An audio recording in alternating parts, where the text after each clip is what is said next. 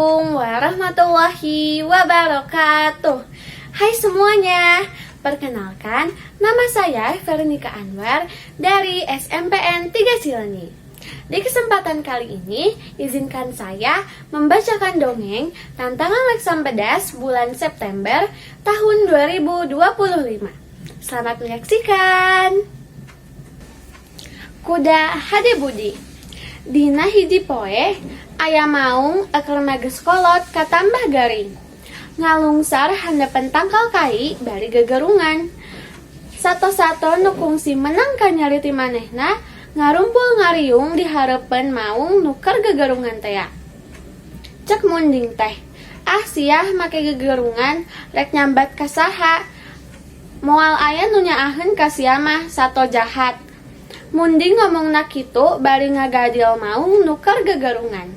Nempo kalakuan munding kitu, sakabeh sato nu harita aya di dinya sareri akei-akeian. Kabeh sato nu aya di dinya ngaheureuyan maung nuker sakarat. Kajaba sakadang kuda. Nempo sato-sato sejen galumbira teh manehna mah ukur ngagodeg. Cek domba. Kunaon sakadang kuda kalah ngagodeg kitu.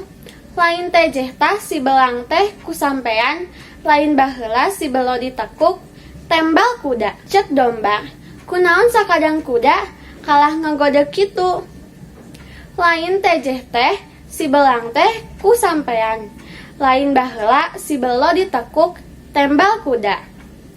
Kaulah mah lain teu ngewa kana kalakuan maung teh, ngan waktu ieu kaayaanna pan keur geuring parna. Manehna teh keur sakarat, sakedeung deui oge paeh. Kuduna mah sato nu keur sakarat teh ulah diheureuyan kitu. Meureun cek batur teh, rajen aya kawani ka anu keur sakarat. Sanggeus ngadenge omongan kuda, sakur sato nu aya di dinya jempe sarta pating laleos ka leuweung deui. Sekian dongeng singkat dari saya.